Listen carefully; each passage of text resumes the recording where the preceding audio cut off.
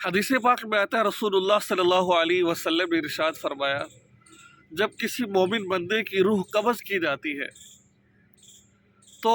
جب وہ روح عالم برزخ میں جاتی ہے اور وہاں پر اور روحیں ہوتی ہیں،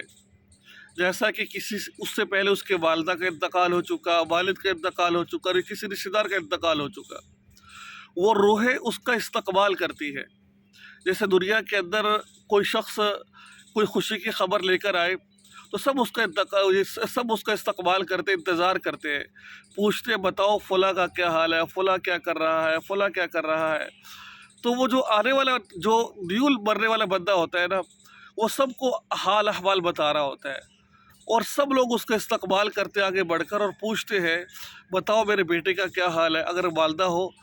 بتاؤ فلاں بندے کا کیا حال ہے، بتاؤ فلاں کا کیا حال ہے۔ وہ جو نیا مرنے والا ہوتا ہے وہ تمام کی تمام انفارمیشن ان کو دیتا ہے،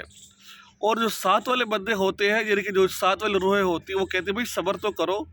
ابھی تو دنیا کے یہ مصائب اور پریشانی جھیل کر آیا ہے، تھوڑا سا اس کو سکون تو لینے دو اس کو۔ تو حدیث پاک میں آتا ہے وہ استقبال کرتے ہیں، خوشی کا اظہار کرتے ہیں، اور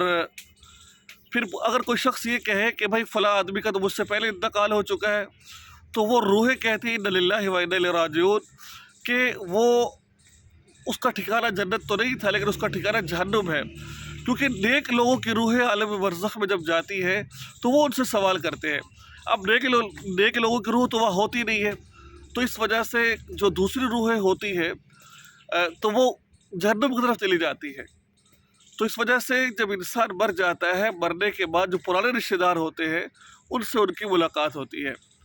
تو اللہ تبارک و تعالیٰ سے دعا، اللہ تعالیٰ ہم سب کا خاتمہ ایمان پر فرمائے اور نیک اعمال کرنے کی توفیق عطا فرمائے۔